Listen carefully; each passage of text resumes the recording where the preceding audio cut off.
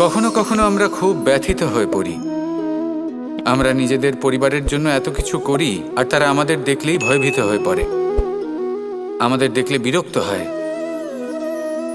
কখনো নিজেদের সন্তানকে বিকাশের পথে অগ্রসর করার জন্য আমরা তাদের উপর একটু জোর দিই যাতে তারা পরিশ্রম করে, কিন্তু সেই সন্তান আমাদের উপর বিরক্ত হয়ে পড়ে। কখনো সন্তানকে সঠিক শিক্ষা দেওয়ার জন্য আমরা তাদের কিছু সীমা নির্ধারিত করি, তখন সেই সন্তানের চোখে নিজেদের জন্য আমরা ঘৃণা দেখতে পাই। মানুষ কেন ব্যথিত হবে না? দেখুন, যখন সূচের দ্বারা আপনি বস্ত্র সেলাই করেন তখন সূচের আঘাত সেই বস্তুকে সহ্য করতে হয়, কিন্তু তাতে সেই সূচ বা আপনার উদ্দেশ্যে কোনো প্রভাব পড়া উচিত নয়, কারণ আপনি তো আপনার কর্ম করছেন, আর তাও পূর্ণ নিষ্ঠা ভরে, এবং অবশেষে আপনার উদ্দেশ্য শুভ প্রমাণিত হবে। তাই কেউ বিরক্ত হচ্ছে বলে বা কারোর চোখে নিজের প্রতি ঘৃণা দেখার ভয় কখনো পিছিয়ে যাবেন না। কষ্ট না করে বিকাশ সম্ভব নয়।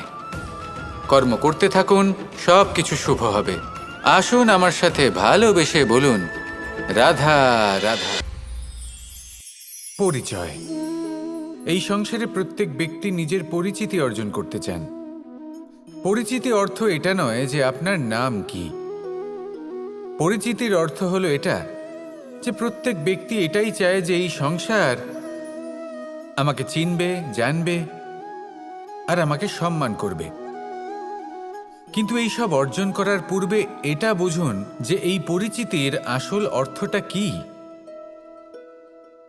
যদি কোনো ব্যক্তি এটা বলেন এর পরিচয় হলো এটাই যে সে একজন ধনী পিতার পুত্র, তাহলে সেই পরিচিতি পুত্রের নয় বরং তার পিতার।